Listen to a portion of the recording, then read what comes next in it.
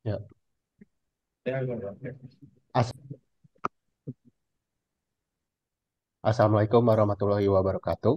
Kami dari kelompok 5 ingin mempresentasikan topik kami tentang autonomous vehicle ethic. Ini adalah anggota kelompok kami. Next. Topik yang kami bahas yaitu the trolley problem and the ethics of autonomous vehicle in the eyes of the public. Experimental evidence. Ya, ini latar belakangnya.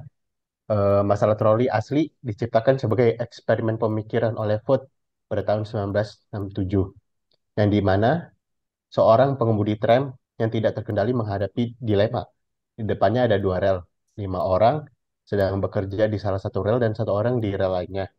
Dia harus memilih rel mana yang akan dilalui, mengetahui bahwa siapapun yang berada di rel yang dipilihnya pasti akan mati. Next.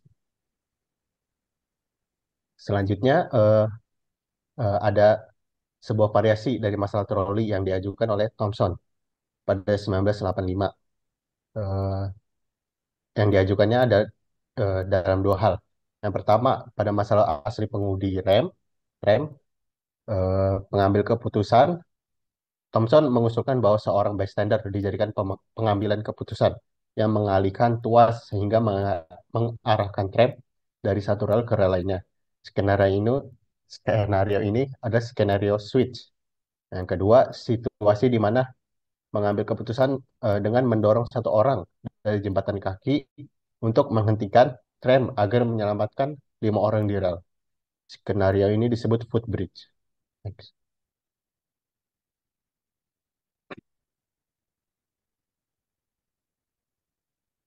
Meskipun ada perbedaan dalam skenario ini, masalah troli umumnya digunakan untuk menguji prinsip etika, seperti prinsip utilitas dan atau untuk mengusulkan prinsip umum yang mencakup berbagai respon intuitif terhadap masalah troli. Pada versi asli, versi Food, menganggap adanya dukungan intuitif untuk membelokkan tram ke rel 1 orang, dan kemudian memperkenalkan perbedaan antara tugas positif, yaitu tugas untuk menyelamatkan nyawa, dan tugas negatif, yaitu untuk menghindari pembunuhan. Dalam versi standar, yaitu versi Thomson, meneliti respon intuitif terhadap switch dan footbridge, di mana mengalihkan tram dianggap diperbolehkan dalam switch, namun tidak dianggapkan diperbolehkan mendorong seseorang dari jembatan dalam footbridge. Thomson menyatakan bahwa perbedaan respon ini terjadi karena tidak ada ancaman baru yang diperkirakan dalam switch, sementara tindakan positif dalam footbridge menyebabkan kematian yang sebelumnya tidak terjadi. Ada beberapa penelitian terbaru menyoroti perlunya mempertimbangkan respon intuitif terhadap dilema etis seperti masalah troli sebagai dasar untuk mengevaluasi prinsip etika dalam argumen filosof. Next.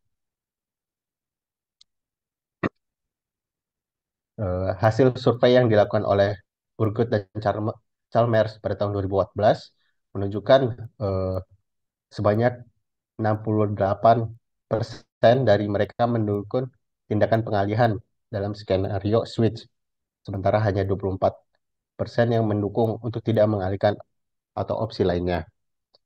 Survei yang dilakukan oleh Kelman dan Krebs pada tahun 2014 menunjukkan respon intuitif dari orang umum terhadap versi standar, itu versi Thomson.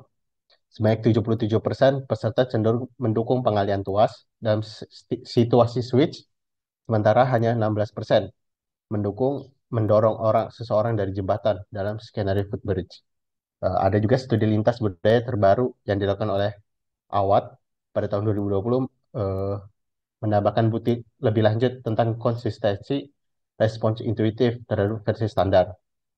Dalam studi ini, 81% peserta eh, pengalihan tram dalam situasi switch, sementara hanya 51% yang mendukung tindakan mendorong seseorang dari jembatan dalam skenario footbridge.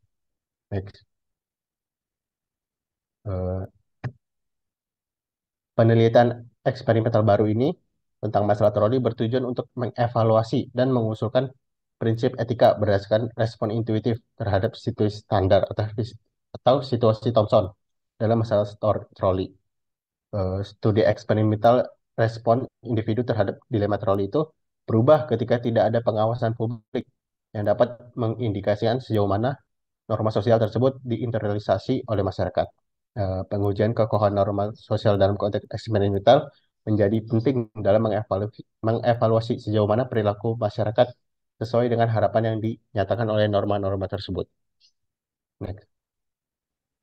Lalu selanjutnya untuk eksperimen. Eksperimen ini bertujuan untuk menguji apakah dan sejauh mana norma sosial yang diidentifikasi dengan versi standar bersifat kokoh. Untuk mencapai ini, eksperimen ini memeriksa apakah orang biasa akan bertindak sesuai norma sosial bahkan dalam keadaan tidak ada pengawasan publik. Hal ini memungkinkan untuk melihat seberapa praktis penerapan norma-norma tersebut, sehingga memungkinkan untuk menentukan apakah masuk akal untuk mengharapkan orang untuk mematuhi norma sosial secara bertanggung jawab. Untuk tujuan ini, eksperimen dilakukan secara online yang berfokus pada bagaimana individu biasa akan bereaksi terhadap versi standar dengan beberapa penyempurnaan lebih lanjut. Next.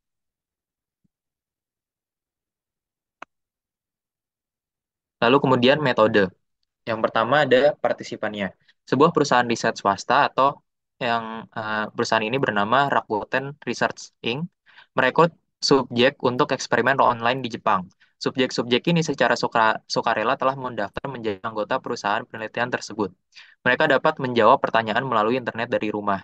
Instruksinya ditampilkan di komputer mereka. Setelah eksperimen, perusahaan membayar responden berupa poin yang dapat mereka gunakan untuk belanja online, sekitar US dollar 1 sampai 2 dolar.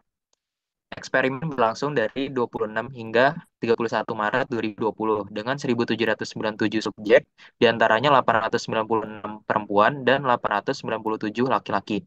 Rata-rata usia adalah 45,3 tahun dan standar deviasinya adalah 16,6 tahun. Next.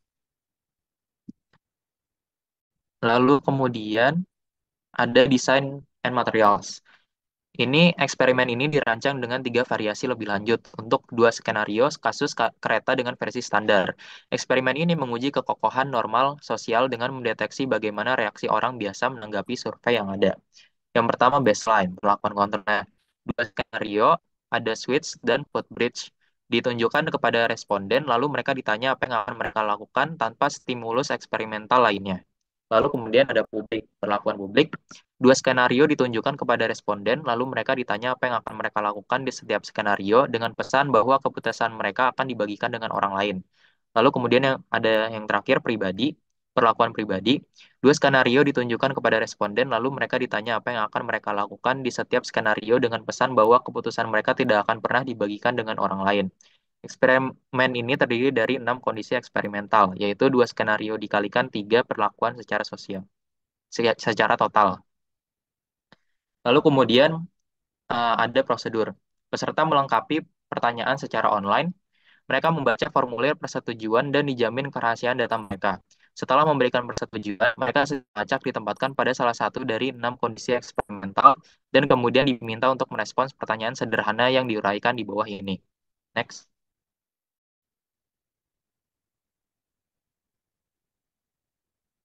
Untuk pertanyaan pertama itu switch. Misalkan Anda berada dalam situasi seperti pada gambar di bawah ini. 5 orang bekerja di depan troli yang melaju di satu jalur. Jika tidak ada yang dilakukan, troli akan menabrak mereka berlima dan mereka semua akan terbunuh. Jika Anda mengganti jalurnya atau poin, yang disebut poin di sini, troli akan berbelok ke jalur lain dan kemudian menabrak dan membunuh satu pekerja, sehingga menyelamatkan 5 pekerja lainnya. Untuk yang dasar, tanpa pengaruh eksperimental lainnya, untuk yang publik dengan pesan perhatikan apakah Anda menukar poin atau tidak, jawaban akan diketahui oleh orang lain. Untuk yang pribadi dengan pesan perhatikan apakah Anda menukar poin atau tidak, jawaban tidak akan pernah diketahui oleh orang lain. Untuk pertanyaannya itu apakah Anda mengganti poinnya, jawabannya antara dua, saya menukar poinnya atau saya tidak mengubah poinnya. Lanjutnya. Oke, yang pertanyaan kedua yaitu footbridge. Misalkan Anda berada dalam situasi yang mirip dengan gambar di bawah ini. 5 orang bekerja di depan troli yang melaju di satu jalur. Jika tidak ada apapun yang menghambat troli, troli akan menabrak mereka berlima dan mereka semua akan terbunuh. Namun, Anda mendorong orang yang kebetulan berada di sebelah Anda keluar dari jembatan penyeberangan ke jalur troli, maka troli itu akan berhenti. Ini akan membunuh orang yang Anda dorong, tetapi akan menyelamatkan 5 pekerja. Untuk yang dasarnya, tanpa pengaruh eksperimental lainnya, yang umum dengan pesan perhatikan apakah Anda mendorong orang tersebut keluar dari jembatan penyeberangan atau tidak. Jawabannya akan diketahui oleh orang lain. Untuk yang pribadi dengan pesan perhatikan apakah Anda mendorong orang tersebut keluar dari jembatan penyeberangan atau tidak. Jawaban tidak akan pernah diketahui oleh orang lain. Untuk pertanyaannya apakah Anda mendorong orang tersebut, dan pilihannya ada dua, saya mendorong orang tersebut atau saya tidak mendorong orang tersebut. Next.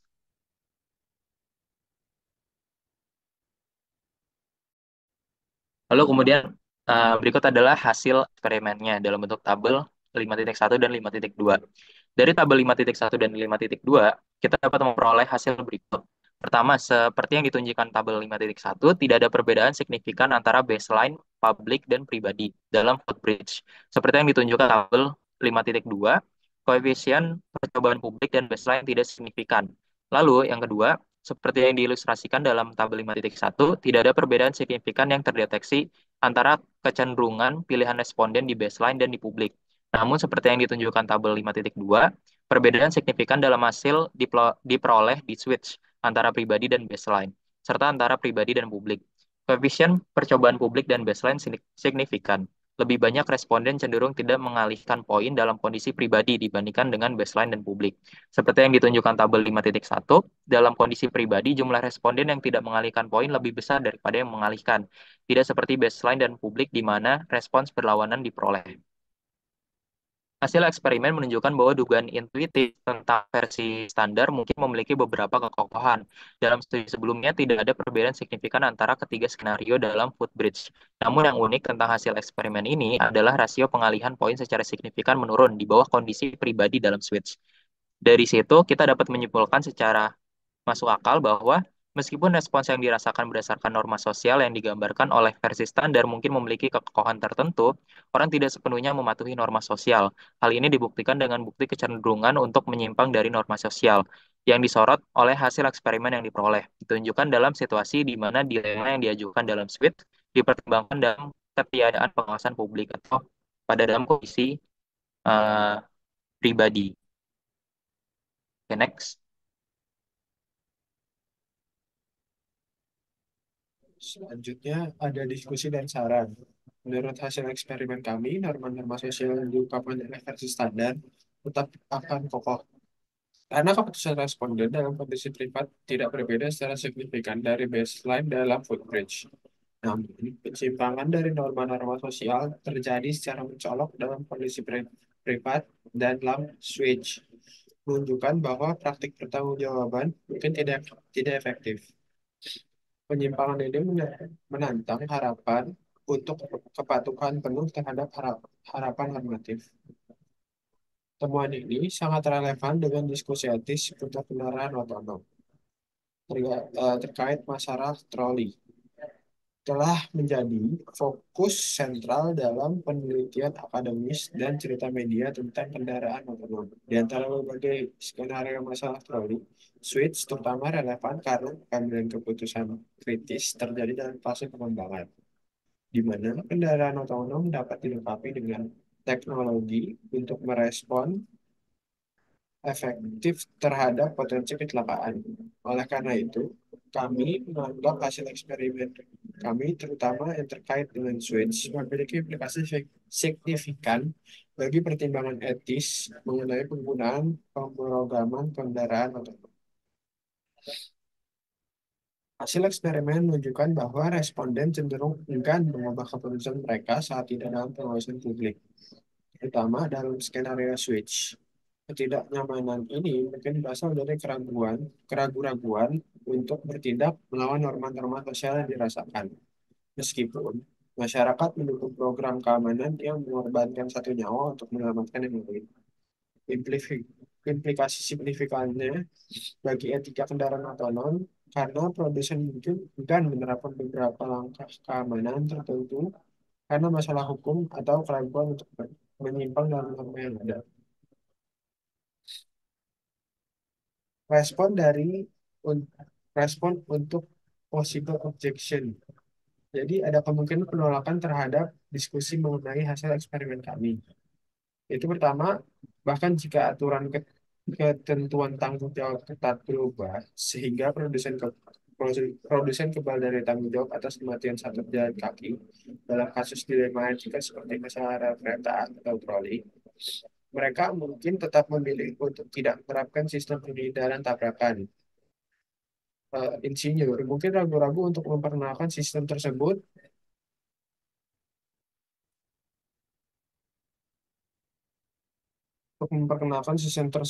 untuk menghindari mencemarkan reputasi mereka.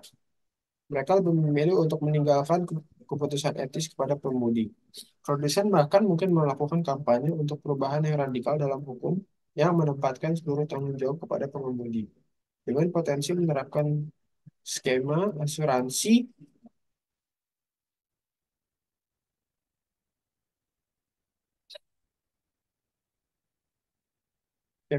wajib untuk menutupi kematian pejalan kaki akibat operasi program yang diinstal. Mengingat temuan eksperimen kami dalam skenario switch, hasil-hasil seperti itu dapat diantisipasi dengan wajar. Saran untuk hal ini bahwa mendorong adopsi sistem penghindaran tabrakan struktur data dan algoritma yang mendasari harus dibuat tersedia secara publik sebagai kode open source. Ini akan memungkinkan masyarakat untuk mengawasi bagaimana produsen otomotif mematuhi norma-norma sosial yang dirasakan. Keterbukaan semacam itu tidak hanya akan memfasilitasi implementasi luas dari sistem ini, tetapi juga memastikan pengembangan yang tidak memihak, mengingat bahwa masyarakat dapat mengakses struktur data dan algoritma tersebut. Kesimpulannya, pada dasarnya eksperimen ini bertujuan untuk menguji kekokohan norma-norma sosial yang diasumsikan mengenai masalah rel kereta atau troli, terutama apakah orang akan mematuhi norma-norma ini tanpa pengawasan publik atau konsekuensi. Berlawanan dengan harapan, kami menemukan bahwa dalam situasi tanpa pengawasan publik, individu enggan untuk mengubah jalannya mobil. Secara signifikan, menyimpang dari norma-norma sosial yang diasumsikan. Hal ini memiliki implikasi penting bagi etika sistem pengindaran tabrakan di kendaraan otonom. Menyoroti potensi ketidaksesuaian antara norma-norma sosial dan perilaku sebenarnya di bawah sistem hukum yang ada. Untuk mengatasi hal ini, perubahan pada sistem hukum atau praktik mungkin diperlukan untuk menegakkan harapan normatif terhadap produsen. Sekian dari kelompok kami. Kurang lebih mohon maaf. Assalamualaikum warahmatullahi wabarakatuh.